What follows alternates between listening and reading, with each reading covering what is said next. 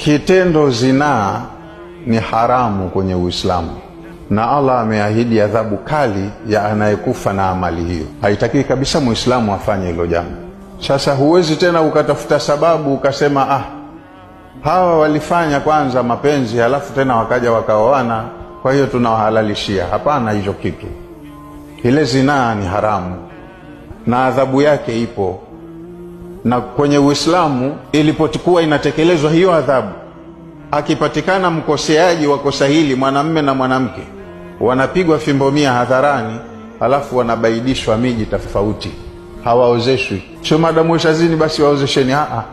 Hapo hiyo sharia ilivyokuwa inafanya kazi, ilikuwa wanapigwa fimbo 100 hadharani, halafu wanatenganishwa miji tofauti, wasionane tena. Sasa ikitokezea riziki huyu binti huko alikokuwa anaishi, katokea mtu kamtaka, sawa, na watu walioshiba imani, mtu kishakuwa na kasoro kama hii atapata mchumba kweli? Sasa ikitokezea mtu asema mimi nitamtaka kwa sababu sasa hivi keshatubu, yuko vizuri, akiolewa huko, sawa.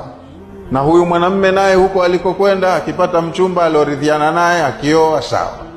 Lakini walikuwa hawaozeshwi watu kama hao.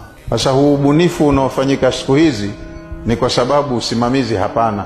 Hatusimamii mambo yetu ya kijamii kwa sharia za kidini. Kwa hiyo kama sharia haifanyi kazi tena, ndo kila mtu huja na rai yake, nasema hawa washafanya machafu. Na sharia zetu zinazotumika sasa hivi hawapewi hizo adhabu za kupigwa, na hawa madamu weshaonjana wataendelea tu. Utamdhibiti vipi sasa binti keshakolea? Ndo tu tena, hizo ni fatwa za watu, rai zao.